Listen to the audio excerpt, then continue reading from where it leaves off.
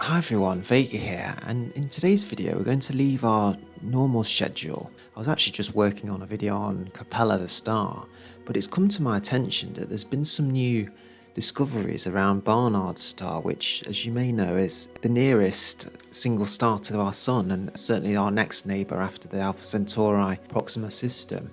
And it appears that they've discovered 4 new rocky worlds in orbit around the small red dwarf star. So I thought what we might do today is just speculate and have a look at what the discovery is and talk a little bit about these new planets around Barnard's star. So let's get to it. Before we start, of course, Barnard's star, for those of you that don't know, is a small red dwarf. You can see there it's a M4 red dwarf, so sort of slightly towards the top end of the red dwarfs, but certainly not a large one by any means. You can see there the size comparison is a lot more similar to Jupiter really in size than it is to the Sun. And also a bit of background on Barnard's star is that there was a planet that we've talked about before on this channel in orbit around Barnard's star, a bit like this, that orbited around at 0.4 astronomical units away from the star, a candidate of a super-Earth orbiting in relatively close proximity to Barnard's star. So it was, as I say, at 0.4 astronomical units with a minimum mass of 3.2 Earth masses, and it most likely would have had a temperature of around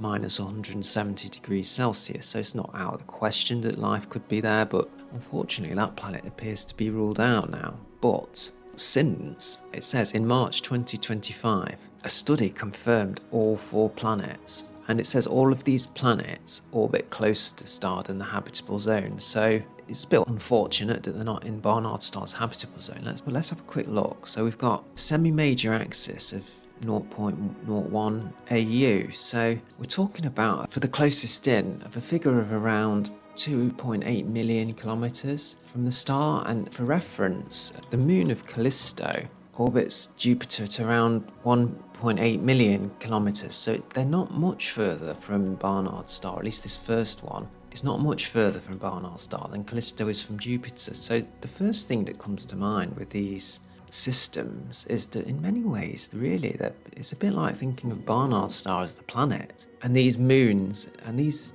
planets, what we're calling planets, really is like moons of Barnard's star being the planet. That's quite a curious way of looking at it, and in many ways it's our solar system. It's a lot less like this system. As we can see, there's another one there that is 0.022 AU and another 0.27.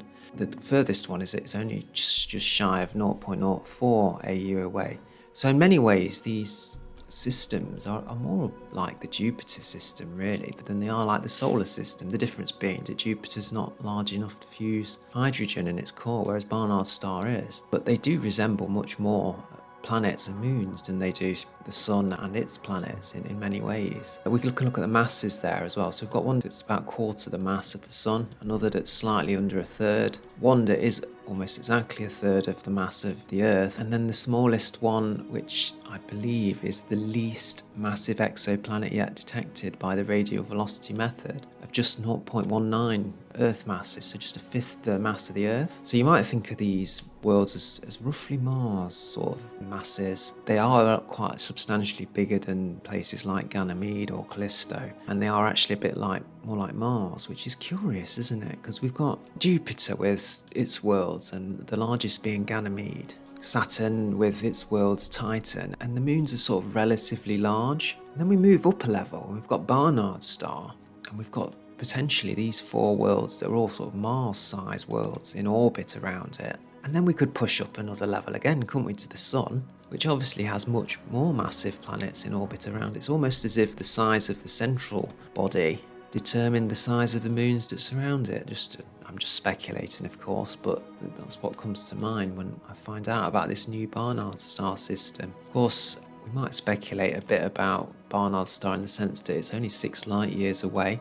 Unfortunately, it is a flare star, and indeed in 1998 they observed an intense stellar flare, which is a bit unfortunate for these worlds, isn't it? Because any solar flare, particularly at that close in distance, is going to be very, very damaging to any creatures or any attempts at life forming on those worlds. So perhaps we can rule out at least surface life. Perhaps subsurface life could survive.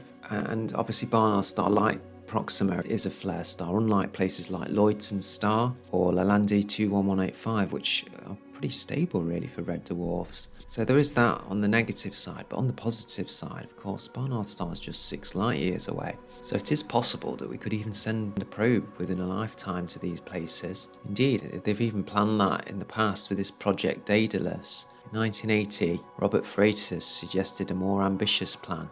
A self-replicating spacecraft intended to search for and make contact with extraterrestrial life. Built and launched in Jupiter's orbit, it would reach Barnard star in 47 years. Well, in 1980 that was quite a bold claim, wasn't it? And the chances of contact with extraterrestrial life, given that Barnard star is a flare star, again, maybe we can rule that out, but there you go, a fascinating new discovery of 4 new rocky worlds in orbit around one of our very nearest neighbours, Barnard star. We should be back to normal with our schedule next week, and as I say, I was in the middle of a video on Capella, so look forward to that at some point in the future. Take good care of yourselves, look after your friends and family well, and I'll see you on the next one.